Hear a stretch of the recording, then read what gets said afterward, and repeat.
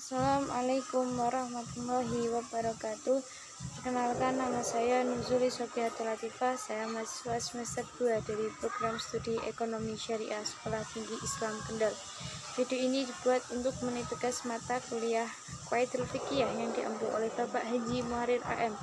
Adapun ini akan membahas tentang Qaidah Muamalah 1. Qaidah Muamalah 1 yang berbunyi al-aslu fil muamalati al-ibahati illa ayatu la dalil ala tahrimiha, yang artinya pada dasarnya semua muamalah boleh dilakukan terkecuali ada dalil yang mengharamkannya. Kaidah di atas diperkuat dengan adanya dalil Al-Quran, yaitu surah Al-Baqarah ayat 29, yang artinya dialah Allah yang menjadikan segala yang ada di bumi untuk kamu. Yang kedua, hadis riwayat Al-Baihaqi dari Ubaid bin Amir radhiyallahu an, Rasulullah sallallahu alaihi wasallam berkata bahwasanya aku tidak menghalalkan apa yang dihalalkan Allah dalam kitabnya dan tidak mengharamkan kecuali apa yang diharamkan Allah dalam kitabnya. Ada juga hadis riwayat Muslim dari Anas radhiyallahu an yang artinya kamu lebih mengetahui tentang urusan keduniaanmu. Kaidah tersebut merupakan bagian dari kaidah asasiyah yang berbunyi keyakinan itu tidak dapat dihapus dengan keraguan yang berlaku kepada semua perbuatan muamalah. Bentuk muamalah secara sempit adalah aktivitas-aktivitas ekonomi seperti jual beli, utang piutang, ijarah, dan transaksi-transaksi lainnya. Tentunya dengan berpegang pada kaidah fikih, maka setiap muslim diberi kebebasan untuk melakukan aktivitas-aktivitas ekonomi. Kemudian transaksi yang dilarang. Hukum pokok ibadah menyatakan bahwa segala sesuatu dilarang dikerjakan kecuali ada petunjuk dalam Al-Quran dan Sunnah untuk mengerjakannya. Sedangkan hukum pokok muamalah adalah bahwa segala perbuatan muamalah dibolehkan kecuali ada larangan dalam Al-Quran dan Sunnah. Penyebab dilarangnya suatu transaksi adalah disebabkan karena beberapa faktor. Yang pertama, haram zatnya, yang kedua haram selain zatnya, dan yang ketiga tidak sah atau tidak lengkap akadnya. Transaksi yang tergolong ke dalam transaksi yang haram zatnya adalah transaksi dilarang karena objek, barang, atau jasa yang ditransaksikan dilarang. Misalnya menjual berikan bangkai selain bangkai ikan dan bangkai belalang, daging babi, dan lainnya, karena makanan itu adalah haram dimakan sebagaimana diterangkan dalam Al-Quran pada surah Al-Maidah ayat 3. Transaksi yang tergolong ke dalam transaksi yang haram selain zatnya, yakni karena transaksi tersebut melanggar prinsip antara minkum, yakni para fuqaha menerangkan secara umum faktor penyebab muamalah yang diharamkan, yaitu faktor pertama, kezaliman. Apabila praktek muamalah di dalamnya mengandung kezaliman terhadap salah satu pihak atau pihak manapun, maka muamalah itu menjadi diharamkan berdasarkan firman Allah pada surah An-Nisa ayat 29 yang berbunyi, ya ayyuhalladzina amanu la ta'kulu amwalakum bainakum bil batili illa an takuna tijaratan anta ardi minkum. Hai orang-orang yang beriman, janganlah kamu saling memakan harta samamu dengan jalan yang batil, kecuali dengan jalan perniagaan dengan suka sama suka di antara kamu. Kezaliman meniadakan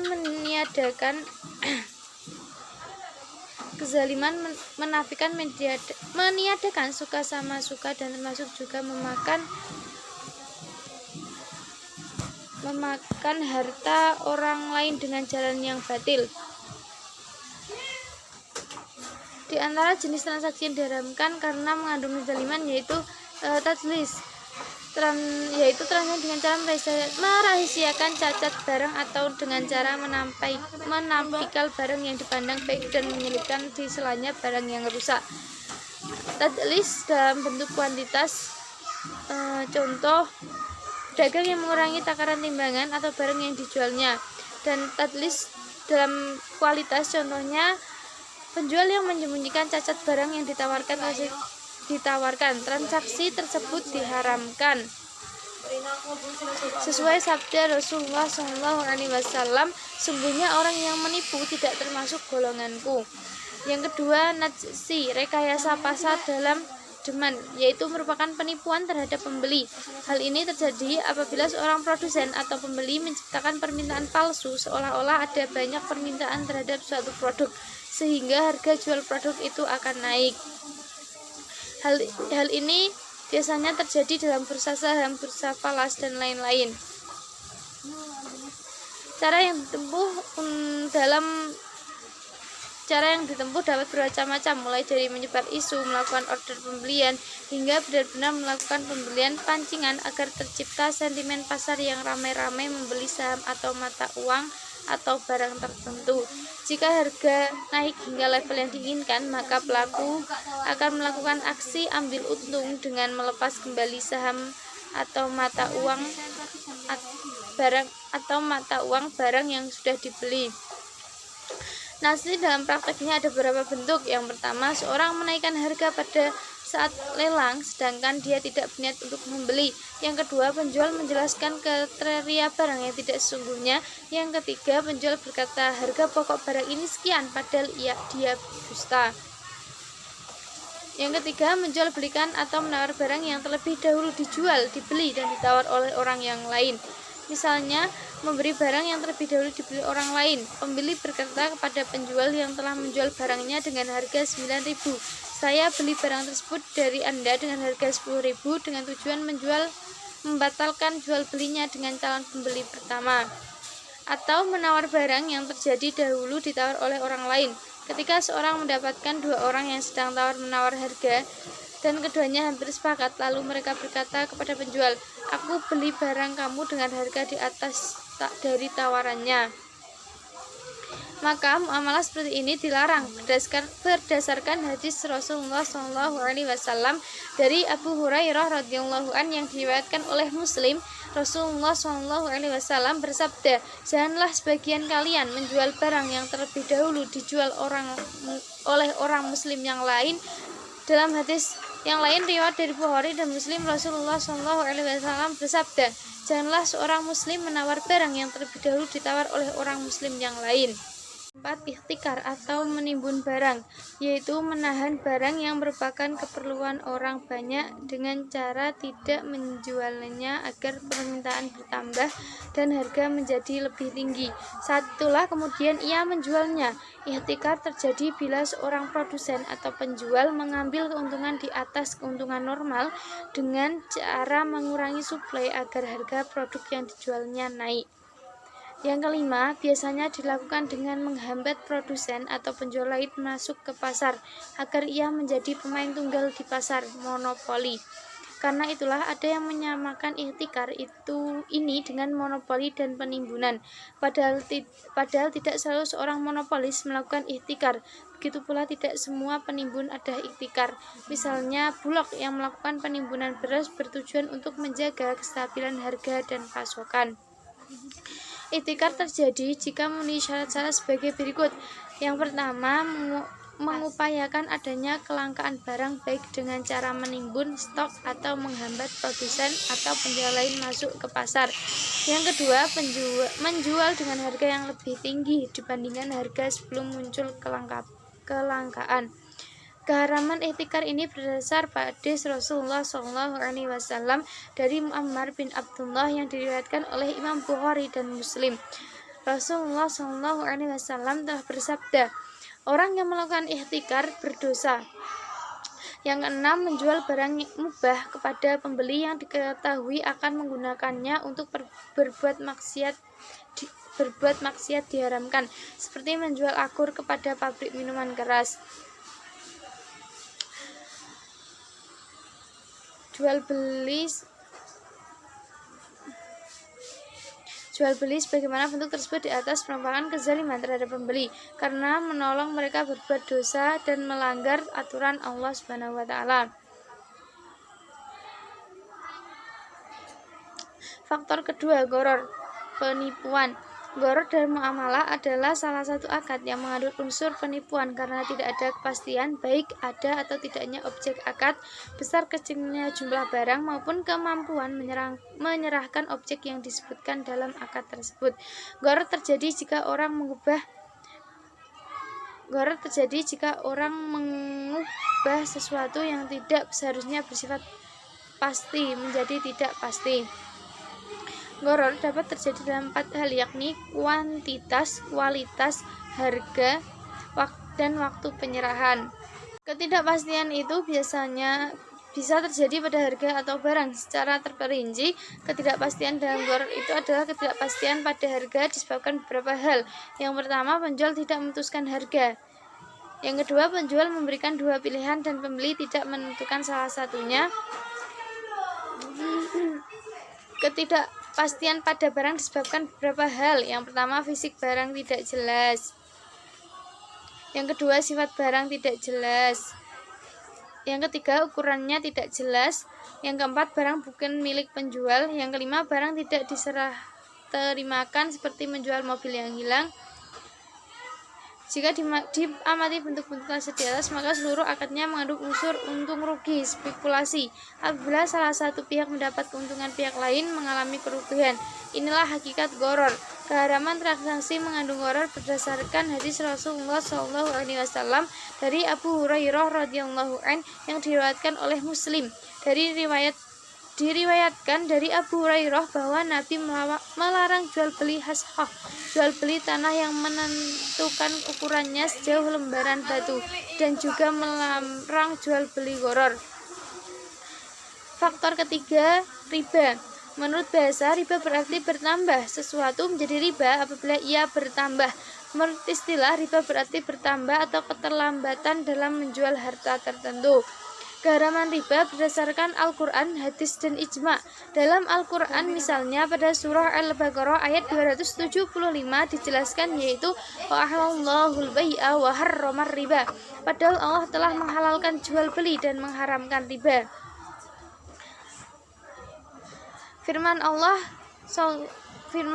Subhanahu wa taala dalam Al-Quran pada surah Al-Baqarah ayat 278 sampai 279 yang artinya, hai orang-orang yang beriman, bertawakallah kepada Allah dan tinggalkan sisa riba yang belum dipungut jika kamu orang yang beriman. Maka jika kamu tidak meninggalkan sisa riba, maka ketahuilah bahwa Allah dan Rasul-Nya akan memerangmu, dan apabila kamu bertobat dari pengambilan riba, maka bagimu pokok hartamu. Kamu tidak menganiaya dan tidak pula dianiaya. Keharaman riba dijelaskan juga oleh hadis Rasulullah Muhammad SAW dari Abu Hurairah yang diriwayatkan oleh Bukhari dan Muslim.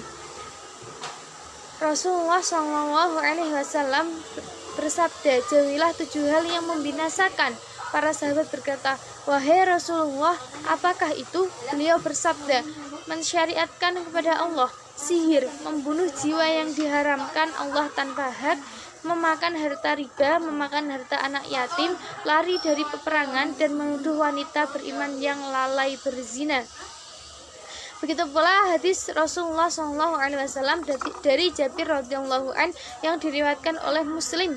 Rasulullah SAW mengutuk orang yang makan harta riba, pemberi harta riba, penulis akad riba, dan saksi transaksi riba. Mereka semuanya sama. Keharaman riba disepakati oleh para ulama, yaitu para ulama sepakat bahwa hukum riba haram. Setiap orang Islam yang melakukan transaksi utang piutang, pinjam meminjam, jual beli, berkewajiban terlebih dahulu mempelajari tentang muamalah ini agar transaksi sah serta terhindar dari transaksi haram walaupun syubhat. Orang yang enggan mempelajarinya adalah dosa dan kesalahan. Bagaimanapun juga orang yang tidak tahu hukum amalah akan terjerumus dalam riba disengaja maupun tidak. Jadi bagi orang yang ingin melakukan amalah, penting baginya untuk mengetahui terlebih dahulu apa saja yang boleh dan tidak diperbolehkan dalam muamalah. Faktor keempat, rizwah, suap. Rizwah berasal dari bahasa Arab yang berarti sogokan, bujukan, suap, atau kadang disebut uang pelicin.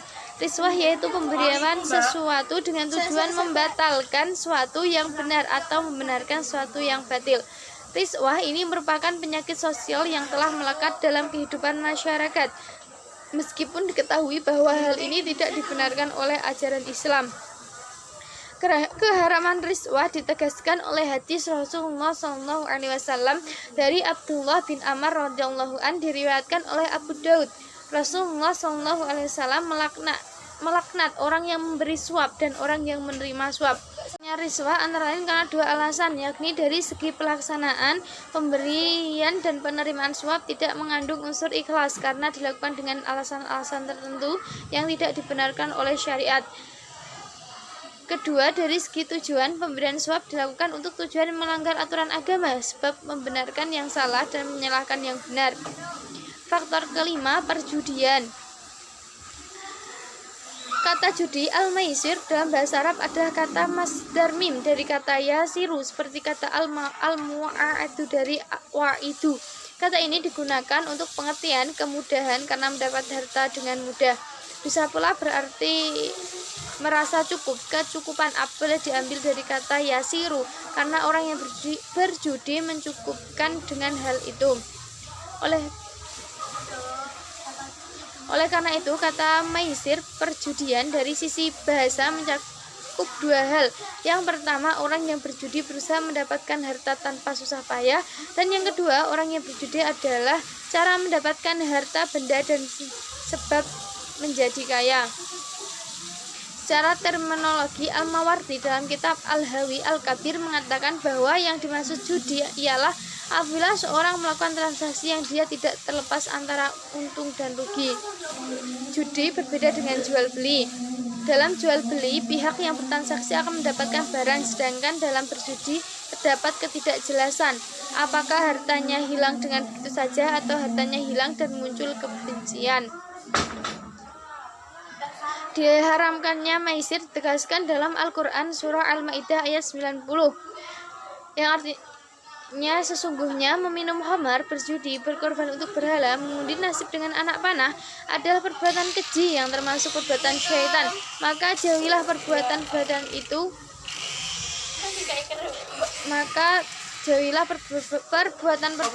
itu agar kamu mendapatkan pahala. Dalam hadis Rasulullah SAW dari Ibnu Abbas radhiyallahu an yang diriwayatkan oleh Abu Daud, Rasulullah SAW bersabda, sesungguhnya Allah mengharamkan kepadaku keraguan-raguan atau diharamkan khamar, judi dan gendang. Bermuamalah dalam bentuk maisir, misalnya bermain falas dikategorikan maisir karena pemilik dana menyerahkan sejumlah uang pada agen untuk mendapatkan sejumlah uang pada agen untuk mendapatkan keuntungan tanpa adanya proses transaksi jual beli falas yang sebenarnya. Muamalah ini dikemas dengan nama investasi pasar uang, tidak ada barang yang ditransaksikan. Pemilik dana tidak menerima valuta asing yang dibelinya. Agen tidak menyerahkan falas yang diamanatkan untuk dibeli oleh pemilik dana. Faktor keenam, ketidakabsahan akad.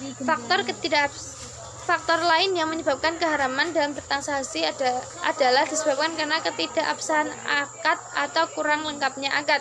Suatu transaksi dapat dikatakan tidak sah dan tidak lengkap akadnya bila terjadi salah satu atau lebih faktor-faktor berikut ini. Yang pertama, rukun syarat tidak terpenuhi. Yang kedua, terjadi ta'alluq, dan yang ketiga, terjadi dua akad dalam satu transaksi.